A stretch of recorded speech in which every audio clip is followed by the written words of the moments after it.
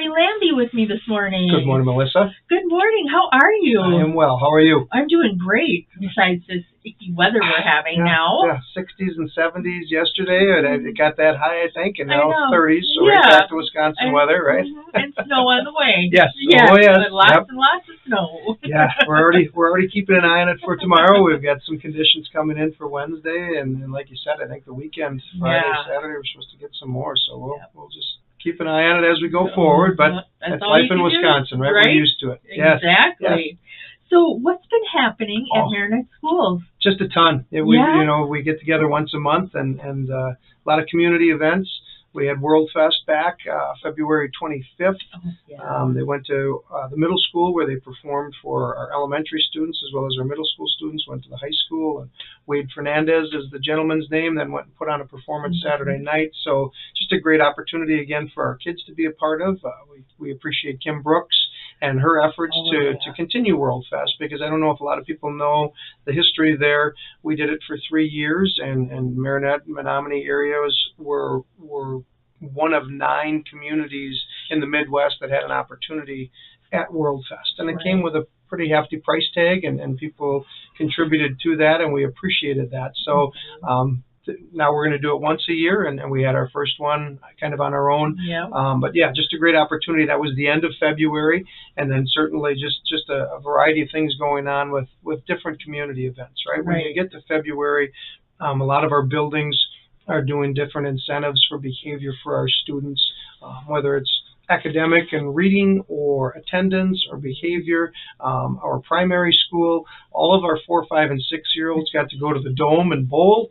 I give the staff at the Dome credit, because those 4, 5, and 6-year-olds can be a handful, when you've got them in the academic setting. So I can't imagine putting shoes on them and bowling balls and everything else. But we appreciate the working relationship with the Dome, because our intermediate school also had a celebration of their academic and behavioral success. So they set some behavioral goals, and the students at the intermediate school, where our 2nd, 3rd, and 4th grade students go, could choose between a day at the rec center or a day at the Dome.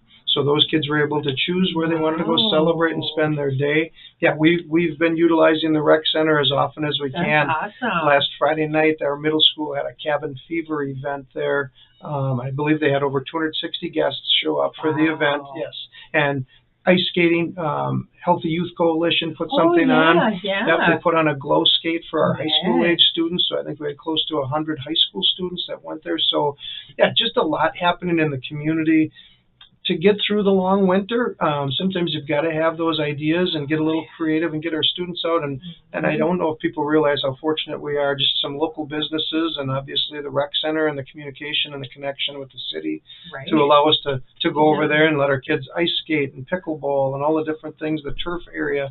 They just love going over there. So it's like a huge playground no matter what age our kids are. So, and it doesn't matter if it's a deep freeze outside. You can run on the turf or play on the ice or play basketball or pickleball. And for one of our events, they allowed the I would call it the office space, or some of the smaller rooms, for students just to do silent activities. So they had coloring books, and they had music, and they could bring their headphones. So yeah, just an opportunity for kids to be kids and relax a little bit. Obviously, there's an incentive to be able to achieve that or be able to participate in those events.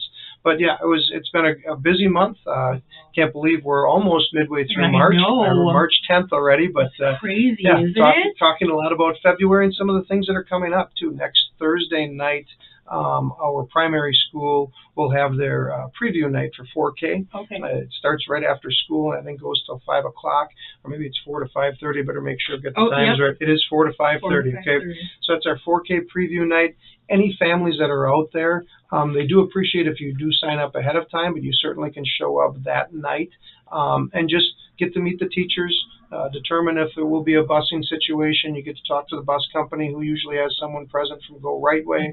Meet the principal, take a tour of the building, see the great building over there. So so a lot of things happening and a lot of things coming up. What else you got going on? So we just wrapped up at the high school. This is kind of a sports focused or a co-curricular focused show for us this morning.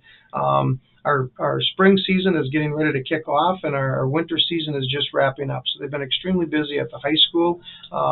We were fortunate enough, both of our girls and our boys basketball teams hosted postseason tournament games. So that doesn't happen very often. So our boys hosted, and they had a victory at home, and then they ended their season. They lost to West Appear last weekend. Our girls hosted 2 games at home. They unfortunately lost the second game of that. Some individual accolades. Liz Wade set the single season scoring record for the girls for the Marinette Marines, yes. And then also was mentioned first team all conference. Bianca Furton and Sophia Barron also received all-conference honors for the girls' basketball team. Wonderful. Yep. Caden Duquesne was second-team all-conference on the boys' basketball side. Our wrestling team had a very exciting, competitive year. We had some kids that unfortunately didn't make it to state. They take the top 2 from the sectional, and we had some kids that took 3rd place. They had just a great season. 2 of our senior wrestlers earned their 100th wins during the season. Yeah, so Isaac Hermanson as well as Jasleen Fong Baki both got their 100th win and as a wrestler in the career of Marinette. Just a huge honor. I mean, obviously it doesn't happen every day. No. So to have 2 in the same year, one on the male side, one on the female side, all conference honors for wrestling. I'll just go through those real quickly. Cannon May, Levi Kinsley, Jasleen Fong Baki, Cooper Smith, Isaac Hermanson, all receiving some level of recognition for all conference. That's wonderful. Powerlifting last weekend, Mason has won the state championship at the 114-pound division, or the weight class. We had a total of 6 of our athletes participate at the state level for powerlifting.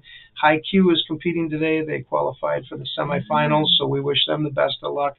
Bowling, boys and girls both made it to state, so our bowling boys took 17th at the state level, and then our girls took 11th. So yeah, as you can tell, ton of stuff. Last thing I'll wrap up with the co-curriculars. Our solo ensemble group had 11 state qualifying events, so they'll be sending 6 different students that'll participate. Some of them are in more than one event, so that's coming up. I think the state isn't until May, so they've got some time to prepare for that. So yeah, take a breath. Yes. And you don't want to forget this. On March 21st, your annual Marinette Marine Booster Club Spring Fling Raffle. Thank you for promoting that. There are still tickets available. March 21st is a Saturday. Our Booster Club, as anybody that knows that follows the Marines, they do a ton for our kids.